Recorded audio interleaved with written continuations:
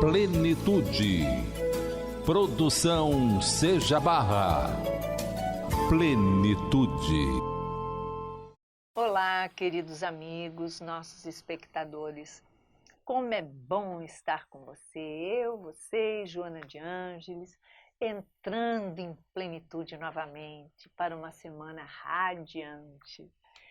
E nós temos alguns avisozinhos para você anotar na sua agenda e não perder de jeito nenhum. Pega aí o seu lápis, pega a sua agendinha e anote. Quer ir para o México comigo?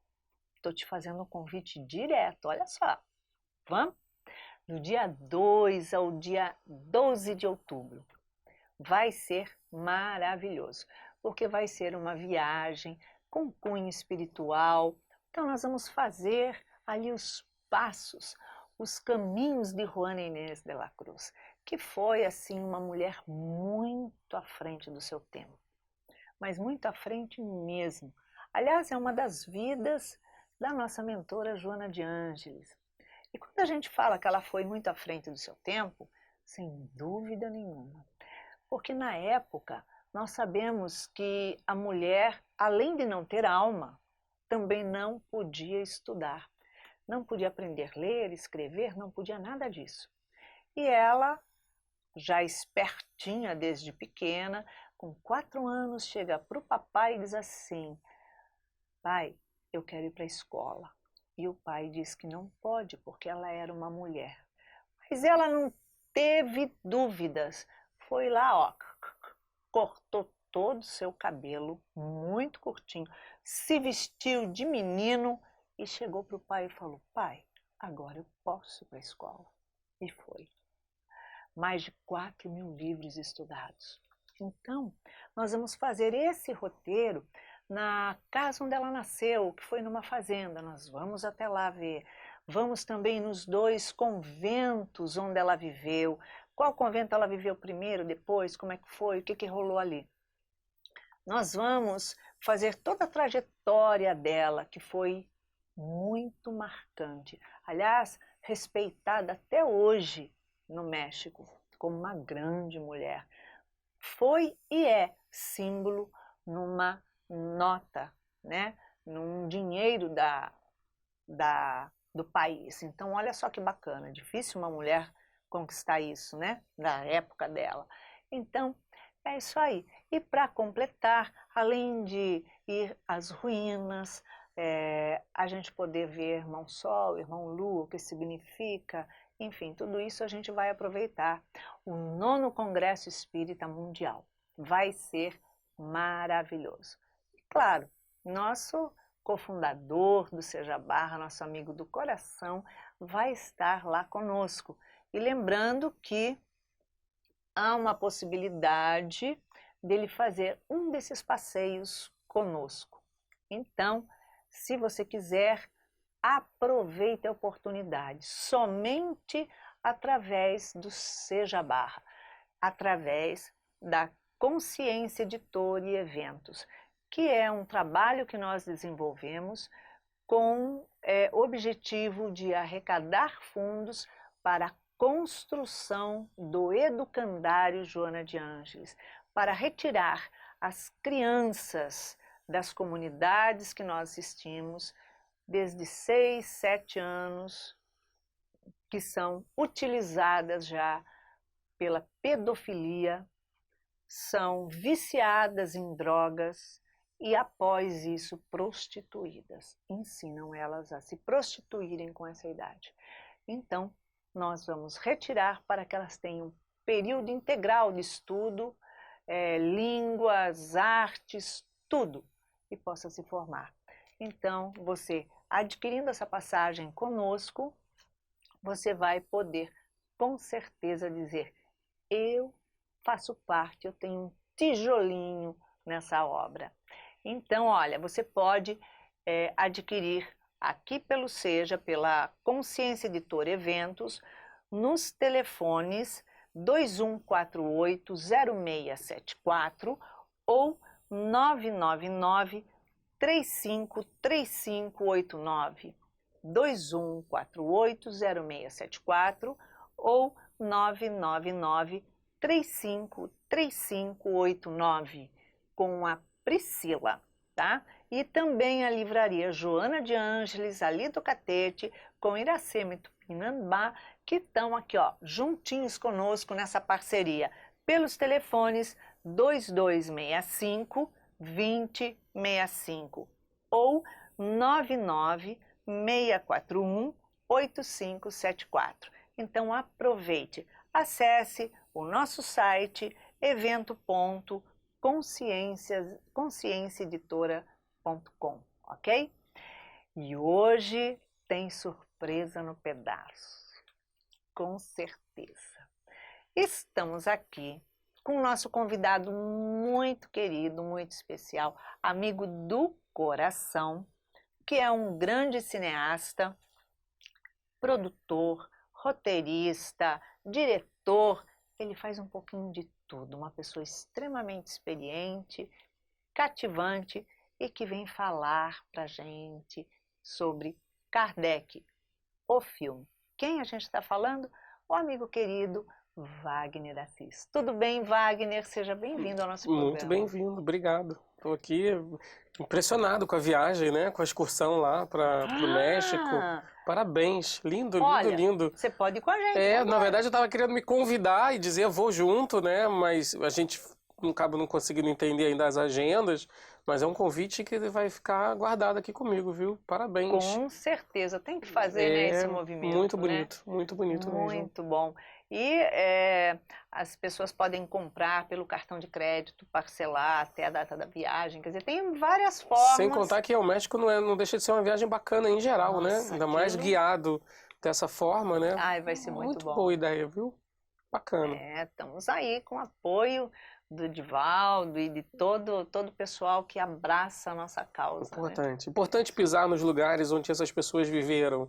Eu acho que isso enriquece o nosso conhecimento disso, né? Com certeza. Wagner, vamos falar um pouquinho de você, porque a curiosidade dos nossos espectadores é fantástica. Como é que você se tornou espírita? E ser espírita foi o que motivou você a fazer filmes com essa temática? Boa pergunta.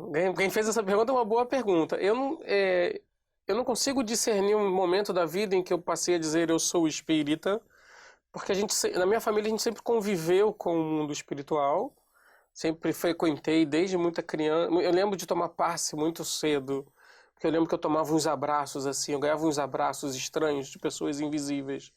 Então eu tinha que ser rezado, né? Era criança, ia ser rezado antigamente, mas a gente ia no centro espírita para tomar os passes. Então isso para mim foi sempre muito natural, conviver com aquela realidade. Eu ia nas reuniões mediúnicas, que antigamente os médiuns sentavam nas reuniões públicas, né? Ali pelos anos 70 existiam manifestações durante as próprias reuniões públicas. Eu lembro dos espíritos dizendo assim, aquele ali está com medo, ó, porque ele está me vendo. E realmente era algo muito surpreendente, mas para mim muito normal. Então eu acho que eu reencarnei espírita, por assim dizer, embora tenha estudado em escola católica, fiz primeira comunhão, e eu me lembro que eu chorei horrores quando eu comunguei pela primeira vez. Eu acho que eu entendia muito mais o processo energético, simbólico, espiritual daquilo, do que o dogma em si, né? Então a gente conviveu um pouco nesse mundo católico, mas muito no mundo espírita, espiritualista. Então eu costumo dizer que isso parece uma frase clichê e é clichê, mas eu acho que a gente está aprendendo a se tornar espírita por um processo interno, né? Com certeza. E aí eu falo isso por um respeito ao espiritismo. Obviamente, ler as obras que estão envolvidas, paralelas às obras do Pentateuco Espírita, para mim foi uma descoberta incrível. Como adolescente, ler Nosso Lar, Libertação, tempos depois ler o Há 2000 Anos, e depois descobrir Joana, mais velho, já na faculdade. Isso vai dando pra gente um ensejo de dizer, eu quero contar essas histórias. A minha primeira formação é jornalismo. Olha só. A minha opção profissional inicialmente, mas aí depois eu entendi que o jornalismo era uma forma de poder lidar com tudo, aprender a lidar com tudo, e o jornalista tem essa versatilidade. E, eventualmente, eu entendi que as histórias que eu queria contar não eram tanto as histórias do dia a dia. Não era essas histórias dos outros. Eram histórias mais dramatizadas, eram histórias nas quais a gente podia falar também da condição humana e etc. Então, acho que uma coisa foi... Sabe quando você olha para trás e vê que os pontos foram se ligando sem você planejar muito isso? Vai Foi ser mais ou menos assim. né? Exatamente, exatamente. Muito bacana. E fazer filmes espíritas, tornou isso para você uma missão? Sim e não, né? A missão de trabalho, sim, é uma missão profissional que poderia ser qualquer outra dentro do ponto de vista quero fazer isso, né? Uhum. Não encaro isso como algo como se encara com o peso da palavra missão no mundo espírita. Até porque a minha reencarnação não é uma reencarnação de missão. É uma reencarnação de prova, de necessidade, aprendizado. Então, não tem nada de missionário nesse processo pessoal. Mas contar, se era para dedicar minha vida profissional e fazer as escolhas que são demoradas nesse processo, fazer um filme demora muito, eu achei que valia a pena tentar investir nesta temática, não como um gênero, mas nessa temática no cinema, ou na televisão, eventualmente. E, obviamente, o retorno é muito bacana, então, por que não? Então quer dizer que você nunca vai fazer filme de outras coisas. Sim, a gente pode fazer... Meu primeiro filme foi A Cartomante, que era um conto do Machado de Assis. Não tem nada de espírita, mais ou menos, né? O Kardec fala sobre predições, sobre cartomantes, ele inclusive, você entende isso do ponto de vista da razão, como é que funciona. Então, eu gostava desse conto do Machado de Assis e foi meu primeiro filme como diretor, né? Co-dirigido inclusive com o Pablo Uranga, que a gente se conheceu ainda na Globo.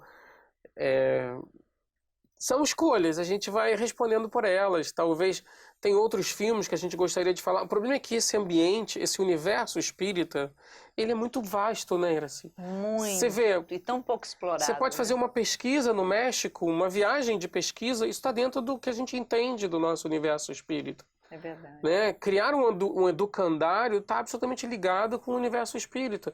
Eventualmente você podia dizer, estou querendo criar uma escola porque eu, como professora, gostaria de ter uma escola. Mas se você for olhar, puser os tais óculos espirituais, você enxerga o mundo da mesma forma, né? Então, eu acho que são escolhas derivadas disso. Nunca vou dizer, nunca vou fazer uma comédia. Talvez não, porque talvez não tenha talento para isso. Ou talvez eu faça uma comédia brincando com o gênero, mas talvez nunca vá fazer um faroeste, nunca vou fazer um filme de lobisomem, que uma vez me convidaram, eu falei, é um tema que não me interessa eventualmente. E se a gente tem que fazer escolhas, elas podem nos guiar, por que não fazer escolhas bacanas, né? Com certeza, e que tem um significado profundo, né? Se é para ser, que seja bacana, né? Com certeza. Até novelas que puxam temática, você... Acabei me envolvendo, fui convidado pela Elizabeth Gin numa novela que ela ia escrever chamada Além do Tempo, fiz parte da equipe de autores da novela.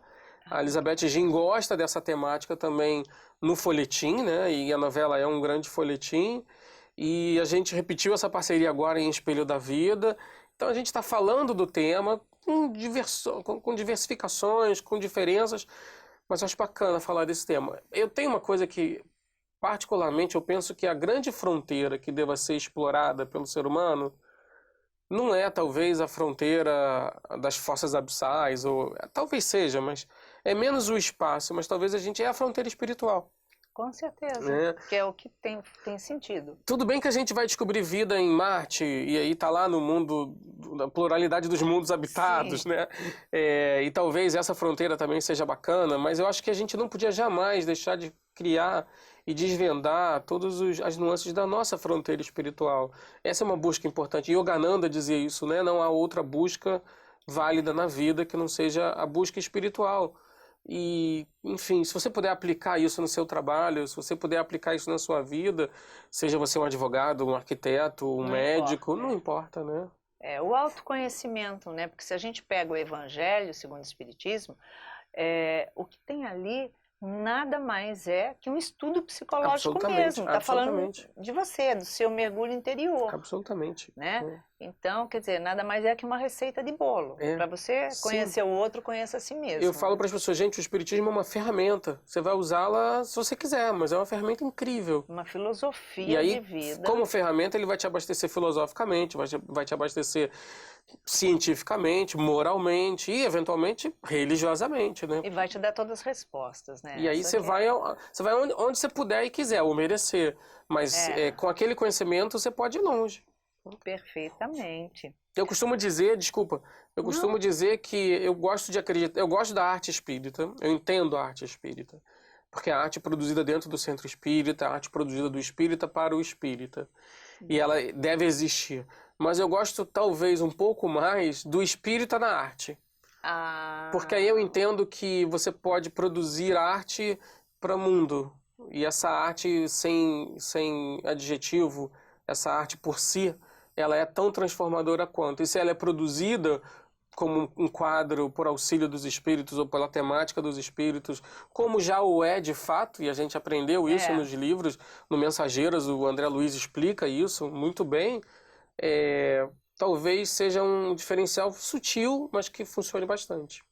E o espírita próprio trabalhando, né, dessa forma na arte, ele entende que ele não está fazendo uma representação, mas ele está trazendo algo que ele sabe que existe do outro lado e transportando para aquele que não tem o conhecimento. É a forma dele se expressar, né? Porque se a gente falar de filme espírita, eventualmente, Ghost é um filme espírita, O Sexto Sentido é um filme espírita, existem filmes e mais filmes com expectativas espíritas, com detalhes espíritas, e não são considerados um gênero ainda. Não. Enfim, essa é uma discussão longa que, contanto que seja bom e faça bem, vamos em frente, né? Talvez seja isso. Mostre a ótica que você pode mudar sua lente, né? Talvez seja isso. É isso aí. Você esperava que o filme Nosso Lar alcançasse tanto sucesso como ele fez e atingisse assim uma repercussão tão grande lá fora do nosso país? É verdade. Mais de 40 países, no Brasil quase 40 milhões de pessoas. Não esperava. Não. Eu esperava que o filme atendesse inicialmente os leitores do livro, mas que ele transcendesse e atravessasse fronteiras. É uma surpresa até hoje, viu? Até hoje a gente recebe e-mail, mensagem, perguntas de todos os lugares do mundo onde o filme por acaso passa. E aí eu acredito isso ao Chico e ao André Luiz. A gente traduziu isso para o filme. Sim. Inclusive a gente conta muito pouco do livro em geral. Tem muito do livro que não foi filmado. Nossa, mas dava mais um filme. Dava mole, mais um, dois, três, uma série, enfim. Mas eu dou esse crédito para a coragem do André Luiz em falar da própria vida, para a resiliência e para a obstinação de um homem chamado Chico Xavier, né? Nossa. E aí eu acho que é isso que está impresso lá no filme e atravessa aí as fronteiras. Fiquei muito feliz ao mesmo tempo, né? Nossa, esse filme a gente lançou lá no nosso primeiro congresso. Olha Eu me isso. lembro como se fosse hoje, subindo lá no palco, o Arnaldo Rocha estava presente. Estava. Todo mundo emocionado e a gente falando do filme e vendo os olhos. Eu lembro como se fosse hoje. Enfim, e tenho muita gratidão a você e ao Seja por ter trabalhado como que a gente mais disse. Deu uma chance para essa história e deixa a história funcionar. E aí, sendo um multiplicador dessa história, as coisas vão além, né? Nossa, foi fantástico, foi inesquecível. Nosso primeiro congresso É verdade. E o lançamento do filme foi 10. É verdade. Muito bacana. E quais são as dificuldades que você tem encontrado quando faz filmes espíritas? Essas dificuldades são de cunhos pessoais ou espirituais? Os dois, né? Fazer cinema não é fácil, não é rápido, não é simples, ponto. Não. Você pode levar isso a qualquer tamanho quando você está lidando com esse tema, e a gente sabe os porquês envolvidos disso. A maior dificuldade de você conseguir fazer um filme, no final das contas, sempre é financiamento. Por incrível que pareça, mas é verdade, porque a gente não tem uma indústria de cultura cinematográfica estabelecida no Brasil, autossustentável. E precisa sim da proteção governamental, precisa sim do apoio governamental para isso. Para mim, o mais prazeroso é quando você se senta sozinho e começa a escrever o roteiro, ou quando você está no set e começa a ver. Ou seja, o processo de realização é muito prazeroso, extremamente cansativo e difícil, mas fantástico. Agora, as dificuldades. E pessoalmente eu não sofro, não. Dói, mas eu vou em frente. Dói muito, cansa muito. Mas a gente vai em frente. Assim, tem vezes que a gente acha que não vai dar certo, tem vezes que a gente acha que não vai conseguir, mas as coisas funcionam e a gente vai em frente. Então é um exercício de continuar acreditando, né? Hoje em dia, eu acredito que seja um pouquinho melhor fazer filme espírita do que antes, que não se dava credibilidade nenhuma, ninguém queria apoiar, ninguém queria ali financiar o filme. Hoje já está começando a ter uma Sim, mudança, olhando né? positivamente com esperança, sim. Os filmes são reconhecidos pelo mercado, os exibidores sabem a importância e a força do filme, então isso já é um resultado de um tempo trabalhando e contando para as pessoas e dizendo para eles, olha, essas histórias que nascem dentro do espiritismo, que se espalham, elas são histórias universais. Com certeza. Então elas interessam a todos os públicos. Tem uma origem muito definida, mas o destino ele é amplo e aberto. Então a gente espera muito que isso continue melhorando e precisa de muito trabalho. O que eu acho que dói muito e que até chateia é o empresário que tem condições, é espírita e de repente ele não quer financiar porque ele acha que não pode vincular o nome dele, a empresa dele, aquilo. Eu acho de uma hipocrisia, porque não é isso. Desculpa, estou falando, que ouça quem quiser, esse capacete serviu, pode usar. É verdade. Né? Idem. Não é? Porque a pessoa tem... Olha só, eu apoio, eu acredito nisso e estou fazendo. Quer participar, participa. Não quer participar, problema é de cada um. Né? O exercício da gente é continuar batendo nas portas, é isso. Né? Saber lidar com a negativa e continuar em frente pro positivo, né? Com certeza, com certeza. Você acha que com a divulgação da doutrina, através dos filmes, faz com que as pessoas se interessem um pouquinho mais em conhecer em si o espiritismo? Porque é aquela coisa assim, olha, eu sou católico, por exemplo, ou evangélico, seja lá o que a pessoa pratique, mas eu acredito nessas coisas. Eu fico imaginando quais são essas coisas, entendeu? Assim, o filme tem uma função inicial que é contar a história, refletir, fazer emocionar. Se a gente toca nesses botões dentro da pessoa e a gente coloca ela numa área que ela queira refletir e eventualmente se interessar por coisas relacionadas ao filme, bacana. Isso talvez seja uma coisa que seja decorrente do trabalho. Mas a gente não tenta fazer com que seja a origem do trabalho, porque eu acho que aí a divulgação que a gente vai estar fazendo, ela vai incorrer num processo de proselitismo, de uma tentativa doutrinária, que não é o que a gente quer fazer. A gente quer abrir essa informação contando essas histórias bacanas e dizendo para a pessoa, olha que legal, olha como que é a vida do Kardec, olha como é que é uma interpretação da vida no mundo espiritual. Até porque é um filme só, né? Não é documentário. O Nosso Lar é uma ficção. Então as pessoas fazem, mas aquela muralha, eu falei, gente, aquela muralha é um cenário. Pode ser assim, mas pode não ser assim. Pode ser muito maior. A ideia de que exista uma muralha também é uma coisa que está lá, presente no livro. Então, exatamente. Essas ideias, se a gente continua comentando sobre elas, contando essas histórias, eu acho bacana que essas pessoas se interessem. Eu acho bacana que as pessoas, depois que vejam o Kardec, que se questionem, porque é uma surpresa, né? Para muita gente, o Kardec botava a mão na testa e escreveu a doutrina espírita. Mas ele era um educador, ele era um cara membro de sociedades científicas. Completamente cético. Ele era um homem cético. Então, isso, claramente, o cinema tem essa função. E eu acho que faz parte quando você entende o filme. Daí a gente achar que isso deva ser um fim, tem uma diferença, uma nuance que a gente tem que prestar atenção. Porque senão você está fazendo propaganda. Você não está contando só a história. Eu digo assim, o dia que a gente quiser falar sobre aborto, por exemplo, ao invés de dizer para as pessoas assim, não aborte, a gente quer contar a história. Eu prefiro que a gente conte a história de uma interpretação do que acontece no nascimento, de uma interpretação do que acontece no aborto. O direito de fazer ou não vai, a pessoa só vai tomar a decisão se ela estiver munida de informação. Então, claro que uma vida interrompida. claro que muita mulher acha assim, eu tenho direito a realizar um aborto. Direito por direito, você tem esse direito, mas assim, você sabe tudo o que acontece ao redor do fato?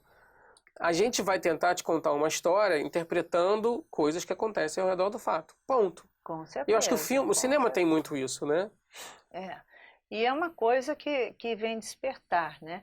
Porque, na verdade, quando você lê alguma coisa, ou alguém chega e fala para você, tem um significado, mas... Agora, quando você está assistindo alguma coisa... eu me coloco sempre no lugar de eu, espectador. Eu, Wagner, espectador. Você, Iraci, espectadora. Eu quis conhecer mais sobre a vida do Lincoln quando eu vi o filme do Lincoln.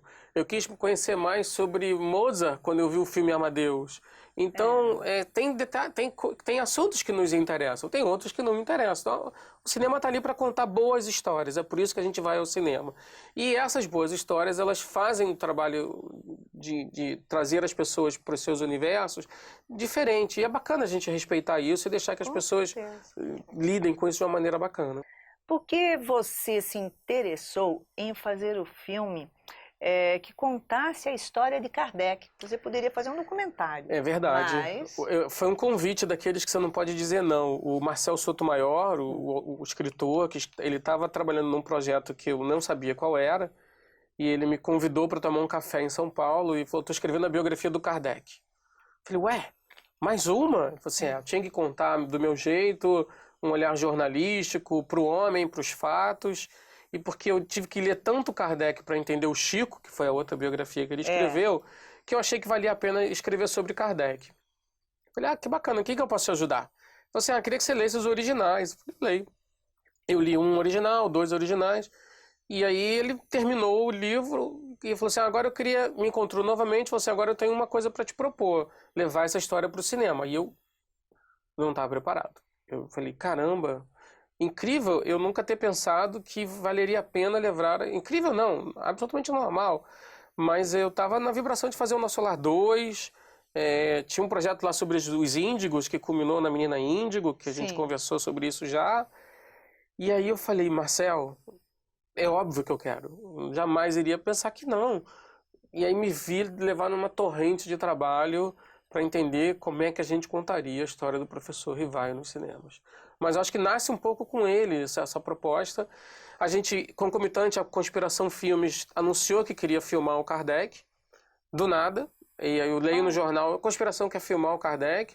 Eles tinham listado lá na área de biografias deles o nome do Kardec como um nome potencialmente importante. Aí eu liguei para o Leonardo Monteiro de Barros, que eu conheço, que é um dos sócios fundadores da Conspiração, e falei, Léo, tem 6 meses eu assinei um contrato com o Marcel, eu fiz uma opção de filmar o livro dele, pô, se você quer, a gente quer, vamos querer junto. E aí deu certo. Legal. E aí a coisa fluiu, né? Que bacana.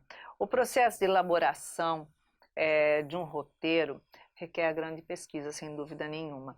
Mas nessa pesquisa, você identificou, assim, um fato, um aspecto, uma personalidade diferente de Kardec? Esse é o diferencial, né? Assim, quando você vai pesquisar para um filme, você não está nos fatos, você está nas emoções, você está nas verdades que acompanharam a vida dessa pessoa. Então, é menos sobre o dia 18 de abril de 1857, que isso está no filme. Mas é muito mais como ele se sentia no dia 18 de abril de 1857, entendeu? É menos sobre ele foi um professor que que escreveu muitos livros, mas é mais como ele entendia que era a formação crítica do cidadão. É menos sobre o professor Hippolyte Léon e mais sobre o Léon de dentro de casa. É menos sobre a Amélie Gabrielle Boudet e mais sobre a Gabi. Então a gente abre a porta da casa do Kardec, pede licença para entrar e ver o homem que enfrentou essa história. Então, pouquíssima gente lembra e consegue conceber que o Kardec deve ter tido noites insones, que ele deve ter tido ameaças, que imagina o processo de desobsessão ao redor. Ah, mas ele era super protegido pelos espíritos, etc. Mas você acha que eles os... Exatamente, você acha que ele ficou livre e imune a isso? Não. Ele deve ter tido momentos, e essa interpretação a gente foi descobrindo realmente, porque aí é muito... é humano, é jornalístico do ponto de vista dos fatos, e é um olhar que o cinema precisa ter, que é humano. Isso foi uma descoberta e tanto, viu? Assim, eu falo que as pessoas... Tem gente que conhece o Kardec, sabe o Kardec, é tudo da vida do Kardec. Aí eu falo, já viu o Kardec sujo de tinta? Hã? Já viu o professor Rivaio descabelado noite adentro? Não. Já viu ele de robe de chambre? Não. Então você não conhece. Porque eu acho que o conhecer de fato é você ver todas as nuances desse ser humano que se transforma com 53 anos de idade. Nossa, imagina a mexida. A gente descobriu algumas coisas bacanas, assim, o fato de que ele ter sido intimado a comparecer no comissariado de polícia para defender as reuniões de médios, para defender a sociedade espírita. Então, isso é um fato. Como é que você dramatiza isso? Tá no filme. Porque é uma A relação dele com as médiums, como é que você dramatiza um homem que eventualmente não teve filho, aparentemente? Existem histórias a respeito disso, mas aparentemente, e oficialmente ele não teve filhos com a Gabi. Oficialmente não. E aí, como é que você bota um homem dessa relação do homem com duas médias, uma de 12 e uma de 14 anos, duas meninas, né, que são as irmãs Budan. E hoje só o médium pode trabalhar numa casa espírita com 18 anos só. É isso, dizer, não isso? É engraçado isso?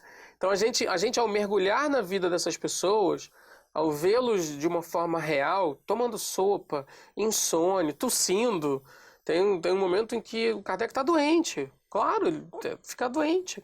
A gente se acostumou a olhar com aquela figura na parede, né? Nossa, aquele homem vetusto assim, com uma casaca de general. O Marcel gosta muito de falar isso, né? O que a gente quer é contar antes desse cara vestir essa casaca. Antes desse homem tomar decisões que são decisões fundamentais. Para mim, ele faz a entrevista mais incrível da história, porque ele entrevistou os mortos através dos médiuns. Será, né? Você bora para pensar nessa possibilidade, um professor, um homem de ciência, de repente ele podia evocar, naquela época isso era uma permissão por conta da pesquisa, o cara que se matou na ponte em Paris, ele podia evocar Sócrates, o filósofo. Isso é um movimento espetacular. E uma jovem dando as respostas que deu. E várias jovens, então assim, a relação dele com a Ruth Céline Jaffé, a relação dele com a Hermance Dufour, são alguns médios, a gente teve que fazer algumas escolhas, não dá para contar todos os médios do Kardec, não dá para contar todos os amigos, todos os problemas, a gente fez escolhas, e essas escolhas estão no filme, que a gente acredita que contam bem o drama de transformação desse homem. A história do Kardec é uma história de transformação. De um homem que se permite, aos 53 anos de idade, perder a identidade, a fama, toda a relação de trabalho que ele tinha. Ser metralhado, né? Foi absolutamente questionado, morre um homem e nasce o Kardec de uma maneira muito especial. Isso é digno de uma boa história. Tá lá, tá no cinema para isso, né? Fantástico. E como é que foi mergulhar na história desse homem, utilizando a doutrina e sabendo que tem milhares de almas que estavam em redor dele, ali, à volta dele, e que o que ele vem trazendo com esses espíritos eram coisas muito perturbadoras. Aí tem uma frase que ele diz assim, o que estamos pesquisando mexe muito com vivos e mortos, ele fala para Gabi, uma hora, que eles estão lá num momento muito tenso. E a interpretação disso é, literalmente, ele estava criando uma revolução, abalar o mundo, como dizia a mensagem do Espírito da Verdade.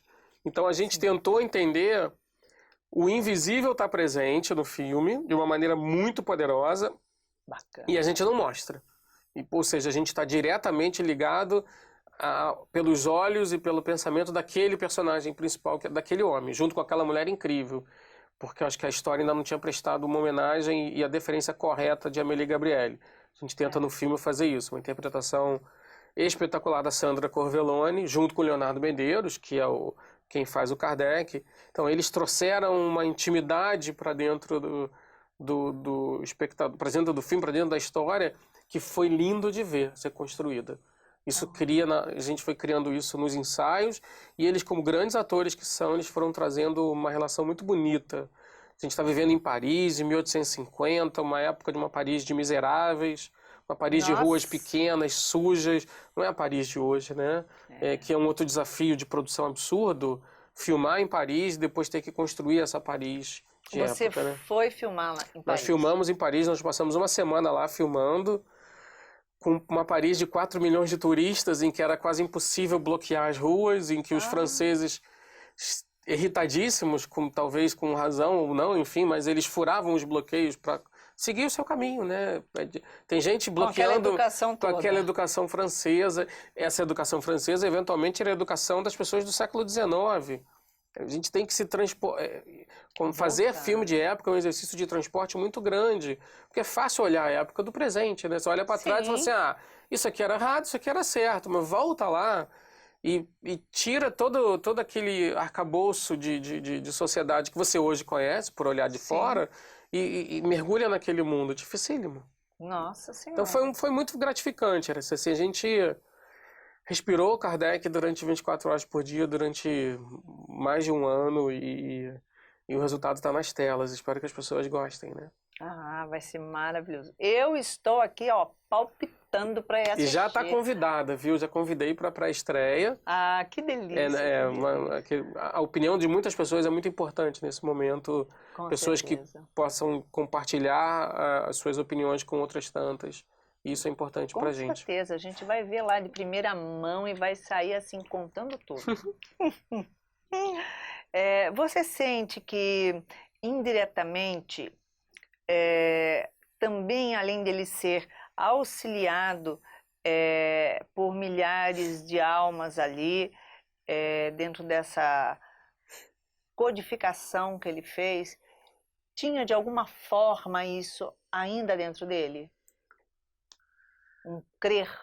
Sim e não. É bacana a gente perceber o quanto ele começa a acreditar, e aí é genial porque é a razão encontrando a fé. E isso é fantástico, né? A fé raciocinada para mim, é o que talvez um dos pilares que mais me atraiam no espiritismo, né?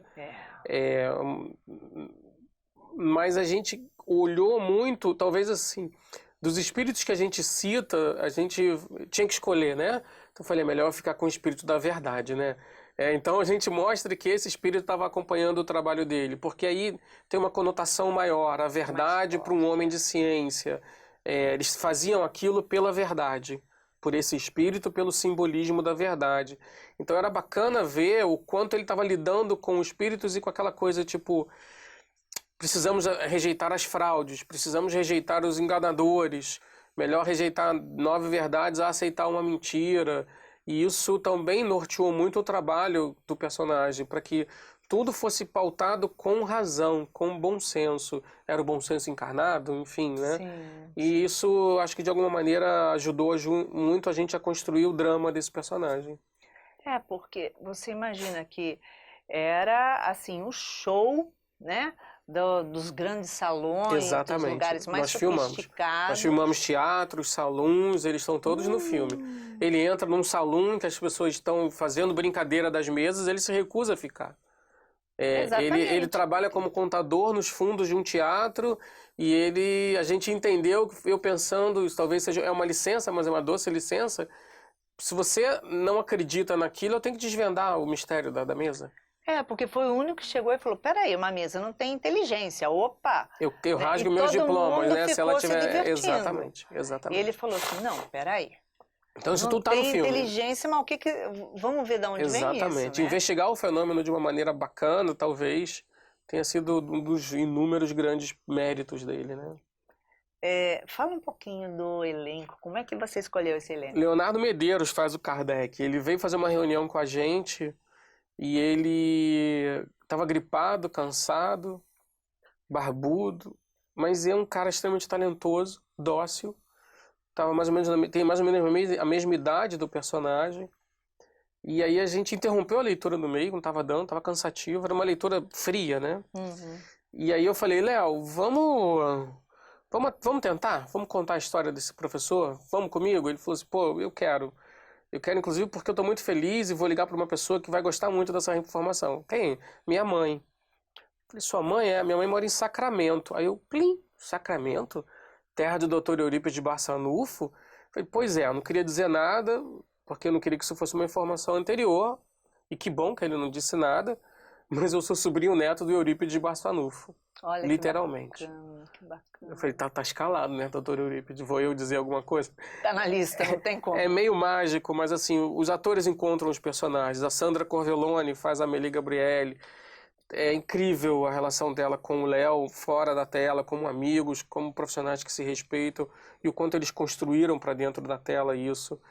Genésio de Barros faz um padre representando todo o clero, né? Não dá para botar 30 padres. Então você junta tudo num padre só, na adaptação, né? No roteiro. Então Genésio de Barros faz o padre Boutin, que era um dos vigários de Paris. As irmãs Boudin, que são as duas primeiras médiums, junto com a Madame de Plaine-Maison, que é o lugar onde ele vai na primeira reunião, Madame de Plaine-Maison e a Guida Viana. Volto a trabalhar com a Letícia Braga, com quem eu fiz a Menina Índigo. Ela faz uma das irmãs Boudin, junto com a Júlia Svatina. E eu acho que, enfim, vou acabar tendo que citar todo o elenco, né? A gente não tem esse tempo todo, mas a gente tem personagens muito pontuais e pessoas que vieram fazê-los com muito entendimento e não precisam ser espíritas, eu sempre digo isso, né? Tem muitos artistas que me procuram, atores e atrizes, falam assim, Wagner, eu gostaria muito de trabalhar com você porque eu sou espírita. Eu falo, puxa, não faz isso, porque a gente pode estar errando com o personagem e com você. A gente pode trabalhar porque tá certo, porque o personagem e o ator e a atriz se encontram. É óbvio que é bacana que você leve o espiritismo para sua vida como eu tento levar, mas não faz isso de uma prerrogativa, porque isso a gente está incorrendo num erro com o espiritismo e com o cinema, né? Então as pessoas vieram e foram curtindo, entendendo, vendo a proposta de universalizar a história do Kardec. Kardec para todo mundo. Esse é um filme de uma transformação de um homem. Então ele é para quem não conhece o Kardec, sim, e ele obviamente é para quem conhece ou para quem acha que conhece, para poder conhecer um pouco mais, né? E é impossível uma pessoa que de repente não seja espírita e faça um filme desse não ficar mexida. Fica, isso é fato. Conta pra gente agora, é o momento emoção. Momento bafão.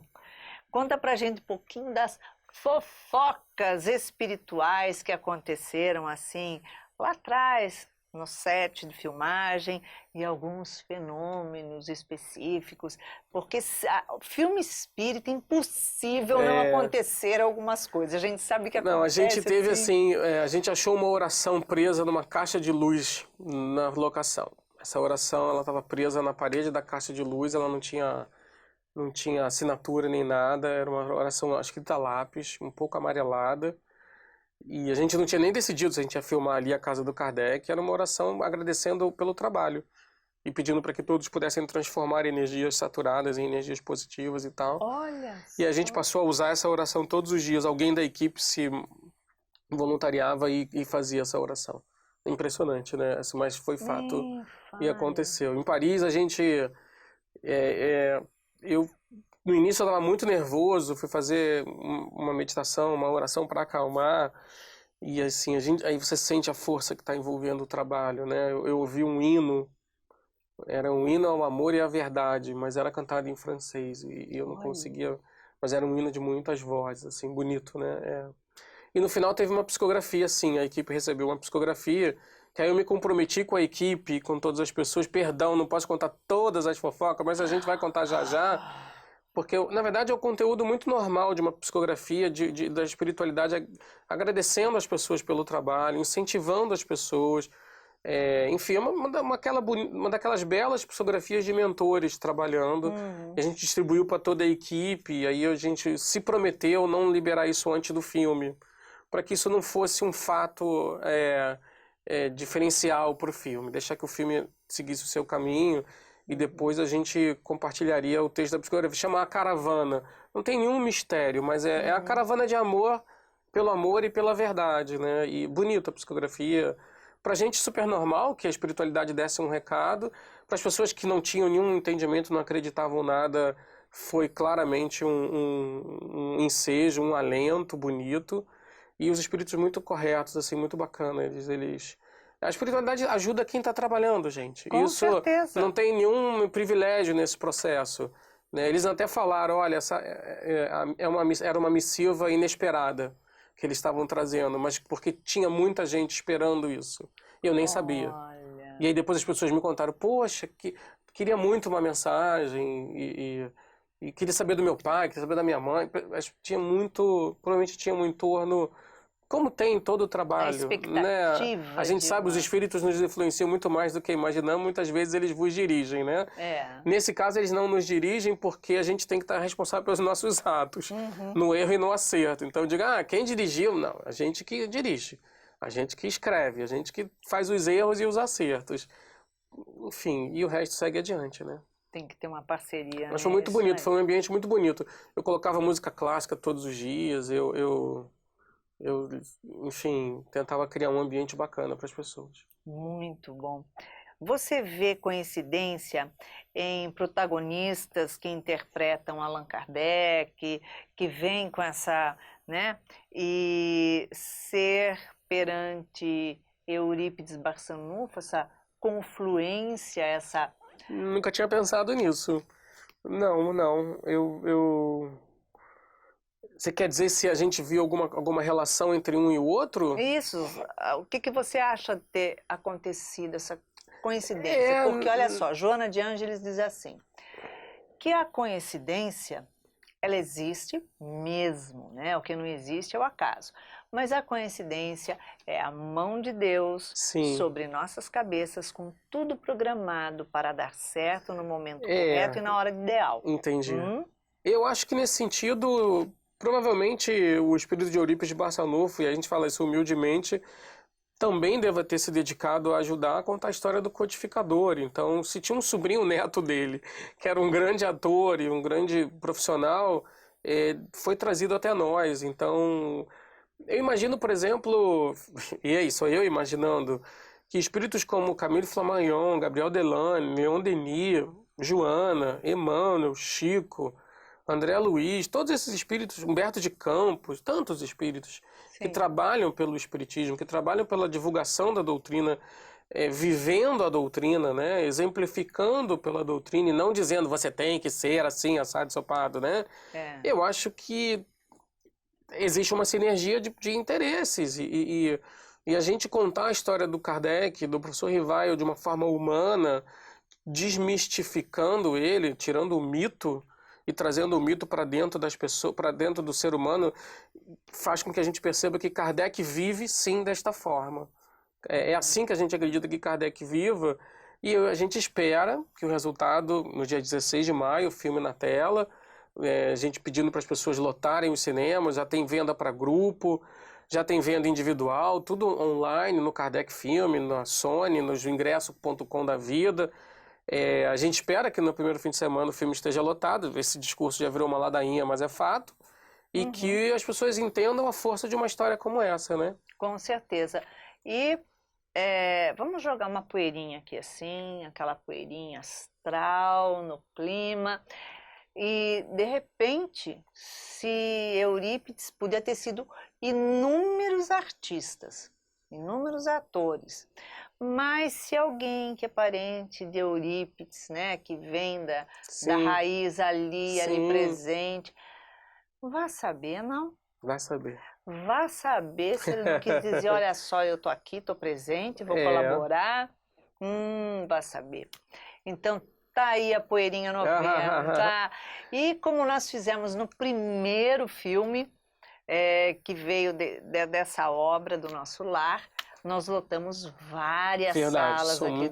É impressionante a força do Seja Barra, viu? Parabéns. Obrigada. E que continue assim. Agora todos nós, a expectativa aumenta, né? Mas que esse amor se multiplique aí. Né? Vamos lotar novamente várias salas, porque vale a pena.